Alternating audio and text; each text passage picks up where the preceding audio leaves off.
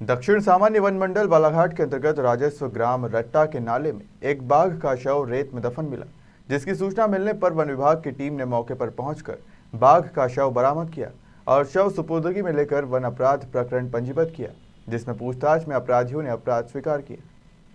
अधिकारियों की माने तो बाघ का शव करीब 15 दिन पुराना होना बताया गया है, जहां बाघ के शव के समस्त अंग सुरक्षित मिले।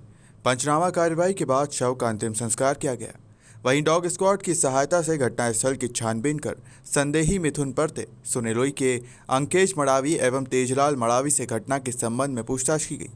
पूछताछ में 4 संदेही द्वारा एक सप्ताह पूर्व विद्युत करंट लगाकर बाघ का शिकार करना स्वीकार किया गया है। कल शाम को हमको सूचना मिली थी कि वन परिक्षेत्र बालाघाट के अंतर्गत एक रट्टा गांव है, राजस्व ग्राम है, उसके समीप एक नाला है राजस्व गांव के अंदर, वहां पर एक बाघ का शव पड़ा हुआ है।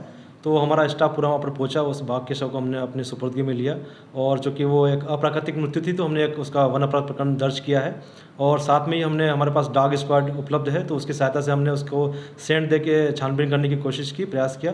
उसमें हमें 4 आरोपी भी वहाँ से मिले हैं, तो चारों आरोपी अभी हमारे पास में पूछताछ में हम जारी है, उनको हमने पास रखा है।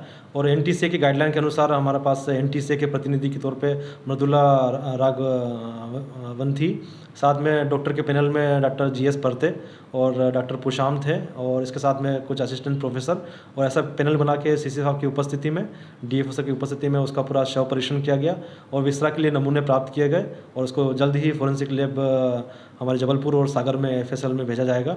और इसी के साथ साथ में उसका जो है पूरा समूल उसका जो बॉडी के पार्ट्स थे उसको पूरा जला कर नष्ट किया गया। सर क्या दिन पुराना ये शव है? ये लगभग डॉक्टर के अनुसार ये लगभग 1 से 2 सप्ताह के बीच का घटना है और जो आरोपी है वो भी हमें यही बता रहे हैं कि लगभग होली से हमने 7 दिन पूर्व इसी घटना को अंजाम दिया है।